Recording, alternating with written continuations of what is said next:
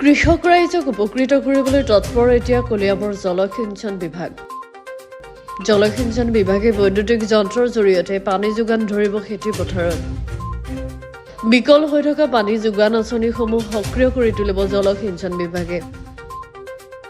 কলিয়াবৰৰ দুৱাৰ বাগৰি অন্তৰ্গত গোহাঁই গাঁৱত বিকল হৈ থকা গভীৰ নলীনাদ আঁচনিখন সক্ৰিয় কৰে জলসিঞ্চন বিভাগে। ৯০ৰ দশকতে স্থাপন কৰা এই জলসিঞ্চন আঁচনিখনৰ মেচিন ডিজেল চালিত আছিল। বিগত বহু বছৰ ধৰি বিকল হৈ আছিল আঁচনিখন। এই আঁচনিখন পুনৰ সক্ৰিয় কৰি তোলে বিভাগটোৱে কৃষকৰ উপকাৰৰ বাবে। এই আঁচনিখনে 10 হেক্টৰ কৃষিভূমিত পানী যোগান ধৰিব বুলি জানিবলৈ দিয়ে।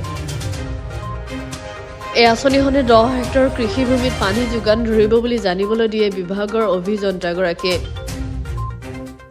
পূৰ্বৰ ডিজেল চালিত মেচিনৰ ঠাইত বিদ্যুৎ চালিত মেচিন সংযোগ কৰিব বিভাগটোৱে। নমস্কাৰ। আচ্ছা, এইটো আপোনাৰ আমাৰ একচুৱেলি আমাৰ দুটা ধৰণৰ আমাৰ অপাৰেশ্যন চিষ্টেম আছিলে। এটা হৈছে ডিজেল অপাৰেটেড চিষ্টেম আৰু এটা হৈছে বাকীটো হৈছে আপোনাৰ চ'লাৰ অপাৰেটেড চিষ্টেম আৰু ইলেক্ট্ৰিকেল অপাৰেটেডটো অলপ বেলেগ। তো এইকেইটা বস্তুৰ ভিতৰত আমাৰ ডিজেল অপাৰেটেড টোটেল এইটো সংমণ্ডলৰ অধীনত টোটেল 7টা আছিলে। 7টাৰ ভিতৰত আমি এতিয়া 5টাৰ টাৰ্গেট লৈ আছিলোঁ। তাৰ ভিতৰত 2টা যোৱাকালিৰ পৰা একদম কমপ্লিট ফাংচনেল হৈ গ'ল। এইকেইটা আপোনাৰ দুৱাৰবাগৰি গোহাঁই গাঁও, এইটো পইণ্ট নম্বৰ 2 শিৱ মন্দিৰৰ ওচৰত, আৰু এটা পইণ্ট নম্বৰ 1। এই দুইটাৰ আপোনাৰ অপাৰেট হৈ গ'ল। আৰু ইয়াত আমি 20 HP-ৰ আমি এতিয়া আমি মটৰ ইয়াত বহাই দিছোঁ ইলেক্ট্ৰিকেল অপাৰেটেড। আগতে এইটো ডিজেল অপাৰেটেড আছিলে। ডিজেল অপাৰেটেড হোৱাৰ কাৰণে আমি যিটো জানিছিলোঁ, আমি যিটো গম পাই মানে দেখিছিলোঁ, সেইটো হৈছে ইয়াত ঘণ্টাত 3 লিটাৰকৈ আপোনাৰ ডিজেল কনজিউম কৰিছিলে। এইটো মানে টু হাই ফৰ কৃষকে এইটো মানে অলপমান দিগদাৰী পায়। গতিকে আমাৰ কাৰণে দিগদাৰ, আৰু মেচিনটো খুব সঘনাই বেয়া হৈ থাকিছিলে। থকাৰ কাৰণে আমি যথেষ্ট কষ্ট কৰিবলগীয়া হৈছিলে।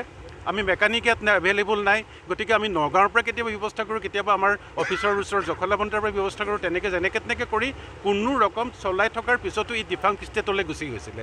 ডিফাংক ষ্টেট গুচি যোৱাৰ পিছত আমি চৰকাৰৰ ওচৰত আবেদন কৰিছিলোঁ যাতে এইটো মানে কনভাৰ্ট কৰি পেলাই মানে মানে ইলেক্ট্ৰিকেল অপাৰেটেড কৰি দিয়ক। সেইভাগে তেওঁলোকে শুনাৰ পিছত প্ৰপ'জেল আমি চেংচন কৰোৱাৰ পিছত আজি এই অৱস্থাত আমি এতিয়া পানী আমি দিবলৈ আমি সক্ষম হৈ গ'লোঁ। এই কথাটো হোৱাৰ লগে লগে আমি এতিয়ালৈকে আমাৰ যিটো আমি তাতে আমি কেলকুলেশ্যন কৰি পাইছোঁ, আমাৰ 10 হেক্টৰ মাটিত আমি এতিয়া পানী দিব পাৰিম পাৰ মানে আপোনাৰ স্কিম। তো আমাৰ 2টা স্কিম আছে। 2টা স্কিমত আমি টোটেল 20 হেক্টৰ দিব পাৰিম। ইন ফিউচাৰ আমি যেতিয়া কেনেলবিলাক আমি ৰিপেয়াৰিং কৰিবৰ কাৰণে, ক্ৰিপেলবিলাক অলপ বঢ়াবৰ কাৰণে আমি যেতিয়া প্ৰপ'জেল আমি এইটো ৰাখিছোঁ চৰকাৰৰ ওচৰত, তো সেইটো যদি আমি এপ্ৰুভ হৈ আহি যায়, তেতিয়াহ'লে 25ৰ পৰা 30 হেক্টৰলৈকে ইয়াত আমি পানী দিবলৈ সক্ষম হ'ম পাৰ মানে স্কিম। তো 2টা স্কিম হ'লে আমি 50 হেক্টৰমান আমি টাৰ্গেটটা মাৰি থৈছোঁ। বিশেষ ধান খেতিৰ ওপৰত তেওঁলোকে কৰে। আৰু এইকেইদিন আমি বৰ মানে দিগদাৰী পাই আছিলোঁ। তেওঁলোকে অনৰ্গল আমাক ফোন কৰি আছিলে যে কঠীয়া পাৰিব লাগে খেতিৰ কাৰণে, গতিকে আপোনালোকে পানী দিয়াৰ ব্যৱস্থা কৰক। কিন্তু পানীখিনি দিবলৈ পাই পেলাই আমি নথৈ আনন্দিত হৈছোঁ। আৰু যিটো আমি ছাকচেছফুল হ'লোঁ বুলি আমি ক'ব পাৰিম। মানে এইটো ভাল লাগিছে সেইকাৰণে কৰি পেলাই। এইটো হ'ল আপোনাৰ এইটো দুৱাৰবাগৰি অঞ্চল 2টা আমাৰ ডিপ টিউবৱেল আছিল, গভীৰ নলীজাত প্ৰকল্প আছিল। 2টা নলীজাত প্ৰকল্প আছিল, ডিজেল অপাৰেটেড আছিলে। ডিজেল অপাৰেটেড হোৱাৰ কাৰণে খেতিয়কসকলে দামো বাঢ়ে ফুৱেলৰ, মানে স্কিমকেইটা মানে পৰিত্যক্ত অৱস্থাত গুচি গৈছিলে। আৰু তাৰ কাৰণে আমি এইটো মানে গভৰ্ণমেণ্টৰ ফালৰ পৰা আমি এষ্টিমেট জমা দিয়াৰ পিছত এইটো আমাৰ ইলেক্ট্ৰিকেল অপাৰেটেড কৰা হৈ গ'ল। আৰু আজি মানে কালি সন্ধিয়াৰ পৰা পানী ওলাইছে। আৰু 2টা স্কিমে এতিয়া ধুনীয়াকৈ পানী দিব পাৰিব। কৃষকটো কিমানজন মই চাই পেলাই মই একজেক্টটো ক'ব পৰা নাই, কিন্তু হেক্টৰ হিচাপে কৈ দিছোঁ 10 হেক্টৰ হ'ব। 10 হেক্টৰ মাটি এতিয়া পানী দিব পাৰিব।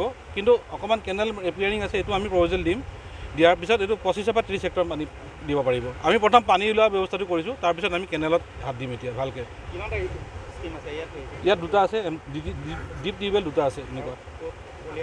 কলিয়াবৰ তেনেকুৱা মুঠতে এটাটো ৰঙাগড়া, এইটো চামগুৰি সমষ্টি, নতুন কলিয়াবৰ সমষ্টিত পৰিব।